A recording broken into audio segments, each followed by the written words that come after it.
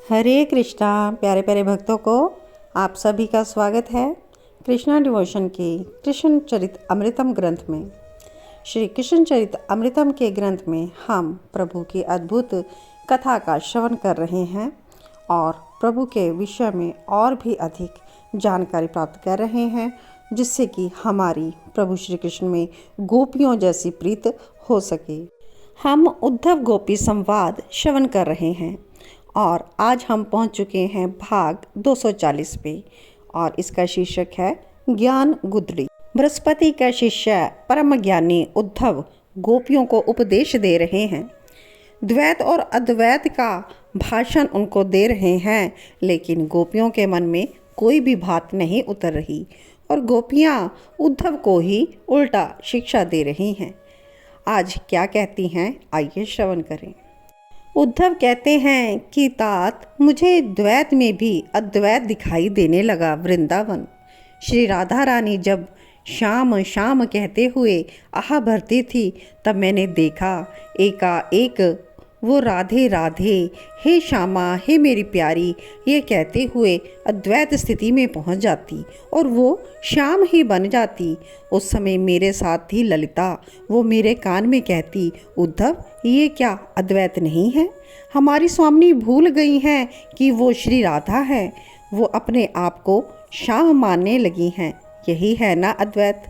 उद्धव श्याम श्याम रटते रटते श्यामा श्याम हो गई। पर तात, विचित्र अवस्था तो वो थी जब वो सर्वेश्वरी श्री जी उठकर कुंजों की ओर दौड़ने लगी और कुंज की लताओं से वृक्षों से पूछ रही थी कि मेरी राधा कहाँ है? बताओ ना, मेरी राधा कहाँ गई?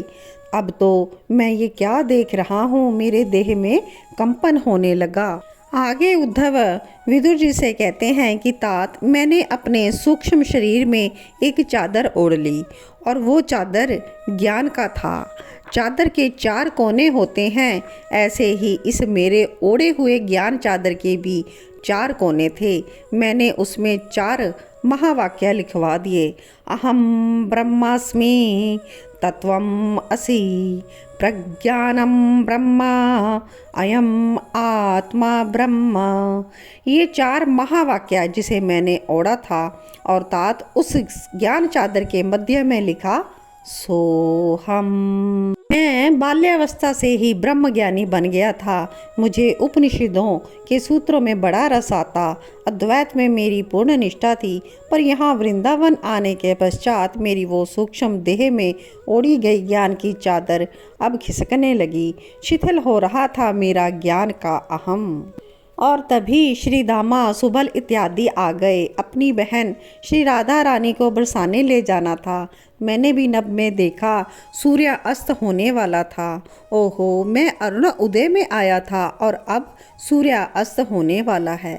इतना समय बीत गया यमुना किनारे। सुबल श्री दामा अपनी बहन श्री राधा रानी को ले गए बरसाने। साथ में ललिता आदि सखियां भी चली गईं। अन्य गोपियां उद्धव से विदा ले और अश्रु बहाते हुए वो भी सभी अपने घर को विदा हो गई। पर ललिता सखी ने बरसाना जाते हुए कहा, सत्संग अच्छा दिया तुमने, हे शाम के सखा, कल फिर मिलेंगे। ललिता सखी अपनी स्वामिनी को लेकर चली गई। सच कहा है ललिता ने, हमारे प्यारे के बारे में सुनाकर तुमने हम सब पर बहुत उपकार किया उद्धव, कल फिर आना। और मैं भी नंद भवन की ओर चल पड़ा था। हाँ, मार्ग में मुझे श्री कृष्ण के सखा मिले। मनसुख, मदमंगल, तोक, अर्जुन, ये सब सखा मुझे देखते ही आ गए मेरे पास। मधुमंगल मुझसे विचित्र प्रश्न कर रहा था, क्या तुम्हें गैया चराना आता है? मैंने कहा नहीं। तो कहने लगा, फिर कैसे मित्र हो तुम शाम के? शाम के मित्र को तो गैया चराना आना ही चाहिए। मनसुख बोला, कन्हैया वहाँ गैया चराने जाता है? पूछ रहा है, पर वहाँ मथुरा में कहाँ जाता होगा? वो तो नगर है, बड़ा नगर। कन्हैया के साथ खेलने में मथुरा के लोगों को संकोच होता होगा, है ना?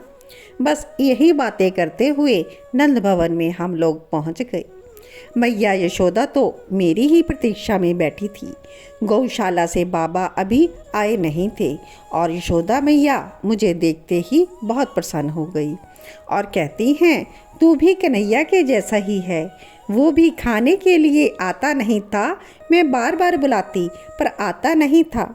बड़ा मुश्किल से आता और 2-4 कोर मुंह में लेकर भाग जाता, फिर से खेल ले। ये कहते हुए मैया ने मेरे हाथ धुलवाए, फिर मुझे साग, रोटी, मक्खन, गुड़ सब दिया। दूध देती हुई बोली, दूध पीना, ये पद्मगंधा गाय का दूध है, आज ही उसने दूध दिया है। तुझे देखकर दिया होगा उद्धव, नहीं तो इस पद्मगंधा ने, जो मेरे लाला की प्रिय गाय है, लाला के मथुरा जाने के बाद इसने दूध ही नहीं दिया, दूध देना ही बंद कर दिया था। आज ही इसने दूध दिया है, तो दूध पी ले और सो जा। मैंने भोजन करने के बाद दूध पिया। अद्भुत स्वाद था उस दूध में। और फिर बाबा आ गए। बाबा के साथ बैठा। बाबा बहुत शांत हैं। उनके साथ बैठता हूँ तो लगता है किसी महान महर्षि के साथ बैठा हूँ। रात हो गई थी तो सोने के लिए चला गया और अब ब्रह्म मुहूर्त में ही उठा और स्नान के लिए यमुना की ओर चल दिया। पर आज तो मेरे जाने से पहले ही गोपियाँ मेरी प्रतीक्षा में बैठी थी। विरह से संतप्त प्रेमी की कोई सुनने वाला भी हो ना, तो उसका आधा दुख तो वैसे ही दूर हो जाता है। प्रेमियों को अपनी बातें सुनानी होती हैं। अपनी बातें क्या, अपने प्रियतम की बातें कोई सुन ले। उद्धव सुन रहे थे उनकी बातें। उद्धव उनसे कहते हैं, कोशिश करो कि तुम उन्हें भूल जाओ, क्योंकि वो ब्रह्म हैं। फिर क्यों ब्रह्म से तुम ऐसी अपेक्षा रखती हो? वो कहती हैं, उद्धव, हमने प्रेम ब्रह्म जानकर नहीं किया था, हमने तो बस प्रेम किया। तुम कहते हो भूल जाओ, कैसे भूल जाएं? उसकी छुअन को कैसे भूल जाएं? उनकी मंद मुस्कान को कैसे भूल जाएं? उसकी झूठी सच्ची बत्तियाँ कैसे भूल जाएं? उसके छलियापन को कैसे भूल जाएं? ललिता बोलती रही, उद्धव सुनते रहे। और अब उद्धव के पास शब्द खत्म होते जा रहे हैं। ब्रह्म है वो, पर हमारे साथ प्रेम करते समय उसे याद नहीं रहा वो ब्रह्म है। क्यों किया हमारे साथ प्रेम उसने? उद्धव कहता है, अंतःकरण मिथ्या है, मन बुद्धि चित्त अहम सब मिथ्या है। उद्धव की बातें सुनकर गोपियाँ हंसी। उद्धव छोड़ो भी ये सब। हाँ, सत्य कह रहे होगे तुम, पर हम कैसे मान लें? हमें वो मोहनी मुस्कान कुछ भी मानने नहीं देती।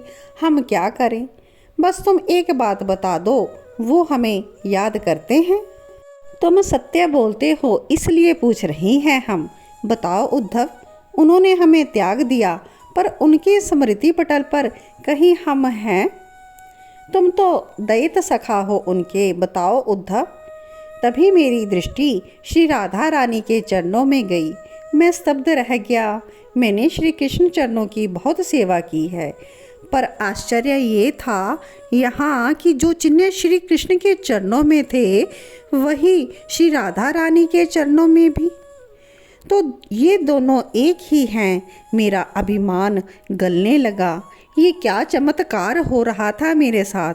श्री राधा चरणों के दर्शन करते ही आज मेरा तन मन से कृष्ण कृष्ण कृष्ण कृष्ण बस यही गूंज रहा था।